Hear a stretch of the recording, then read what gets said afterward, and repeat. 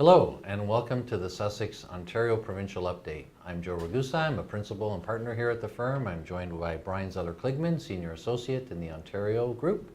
Brian, welcome. Hello. Thank you. Look forward to this. You might recall that in the lead up to the Ontario election and during the writ period itself, we did a weekly broadcast where we tried to update people on what was happening with the Ontario government, Ontario politics, the election. And we concluded that series on the day after the June 7th election. What we're doing today is, given that we have a new cabinet sworn in at Queen's Park, led by Premier Doug Ford, we thought we'd spend a little bit of time talking to you about who's in the cabinet, its makeup, what it all means, and in such a way that really it's difficult to do in a written document. So here we go, and as always, after this is done, please send us your feedback and let us know what you think. So we had a new cabinet sworn in on Friday, June the 29th. It was the Friday before an extraordinarily hot long weekend, and Friday itself was pretty warm as well. The Premier made a decision to have his cabinet swearing in public. For those of a certain vintage, you might recall Premier David Peterson did something similar in 1985. After 42 years of PC governments in this province. Optically, it was a nice thing to do. Several thousand people were there, some seated, some standing, and we saw footage of the Premier actually going out and shaking as many hands as possible, even in the heat. Yeah, I was there on the lawn actually on Friday. It was interesting to see just sort of the crowd that gathered together, because obviously there were some who were just there as curiosity. This is something new, as you said. It hasn't been done in 30 years. And then there were those who were there distinctly to see Premier Ford being sworn in, and that they were very excited for that opportunity. And so it was an interesting mix. The other part of Friday, which it will also have a very significant impact going forward, is that it wasn't just the cabinet that was sworn in and announced, because we had no details of who the cabinet were before Friday morning, but also that shortly after cabinet was sworn in, the parliamentary assistants were announced, as well as a bit of a shake-up with respect to the deputy ministers. Now, with the deputy ministers, probably that's not the last of the shake-ups that will take place. But certainly there was some realignment with respect to the deputy ministers, and obviously for clients, the parliamentary assistants, particularly with the smaller cabinet, and the deputy ministers will also have a significant role to play within all of this as well. Fair enough. So let's talk today a little bit more about the cabinet. The Ford cabinet features the Premier and 20 ministers. So we have 21 members of cabinet. That is smaller than the last Wynne cabinet, which had 28 or 29 people in it. It's notable too that this cabinet is a smaller cabinet, although it's drawn from a larger caucus. The PC's Progressive Conservatives won 76 seats on June the 7th, and from that group, the Premier has crafted a cabinet of himself plus 20. Of the 21, 14 are men, and 7 are women. And of course, there's always criticism anytime cabinets are constructed. I saw a couple of comments about how it's not as gender balanced as it might be, but look, I think that when women are the minister, there's a woman that's a Minister of Health, the Attorney General, the Minister of Education. These are substantial portfolios in the Ontario government. So I don't think there's a lot of risk of the voice of women being minimized. I certainly would hope not. I mean, you also saw a lot of women are named as parliamentary assistants, and some of that is also a reflection of the fact, I can't remember the exact number, I think it's 6 of the 21 are rookie MPPs. 15 are previously serving MPPs, and so a lot of the new faces who are female in the PC caucus are rookie MPPs. And so a lot of them were named as parliamentary assistants, and certainly,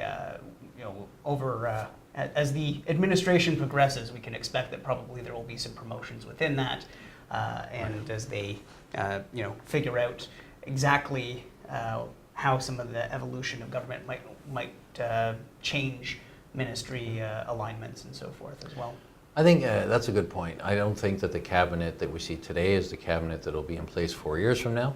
That's for and sure. as well, one of the byproducts of having a smaller cabinet is that we today have ministers that are doing the job that used to be done by 2 and in some cases 3 ministers. Premier Ford was lucky in that he managed to elect MPPs from all regions of the province, and in cabinet making, that's important. You can't have too many from Toronto and leave out the north. You want southwestern Ontario in there. You want to have all regions of the province, eastern Ontario, big cities, smaller towns, rural, urban. And so the Premier was actually fortunate in that as he sat down to make his cabinet, he actually had people from every region of the province. So good that way, I guess, that we will have representation from right across the province.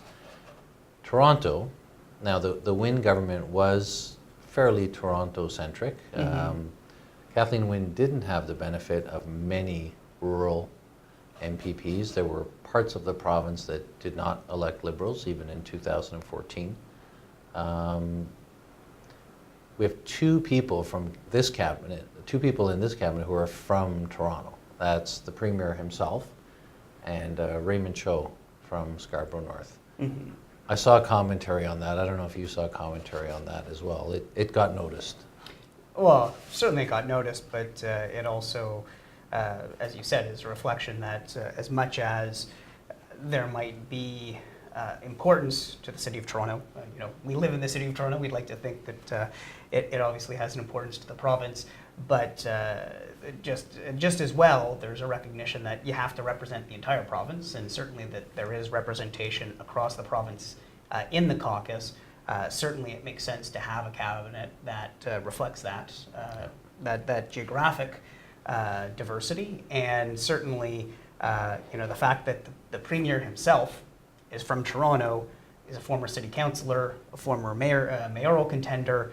I don't think anyone should be concerned that Toronto is going to get lost in the shuffle. I would agree with that, and I think that extending outward, we have good cabinet representation from York region and from Durham region, and you all saw during the election campaign coverage the importance of the 905. Peel region and Halton region are not represented in this cabinet. I think that's a reflection of a couple of things. One is that most of the, if not all, of the Conservative MPPs from Peel region and Halton region are new. And as you mentioned earlier, there has been a premium put on experience in making this cabinet. Also that the people who were leadership candidates, the Christine Elliott's, the Caroline Mulrooney's, tended to be from York region, and so they're both in cabinet. And a guy like Rod Phillips, who's a rookie but might have, it was certainly speculated that he would run for leader, and he's got a long and storied career, is from Durham. So I think it's just the way that broke down. And again, as we said, the cabinet today is not necessarily the cabinet of 2 years or 4 years from now. People will evolve and grow into roles.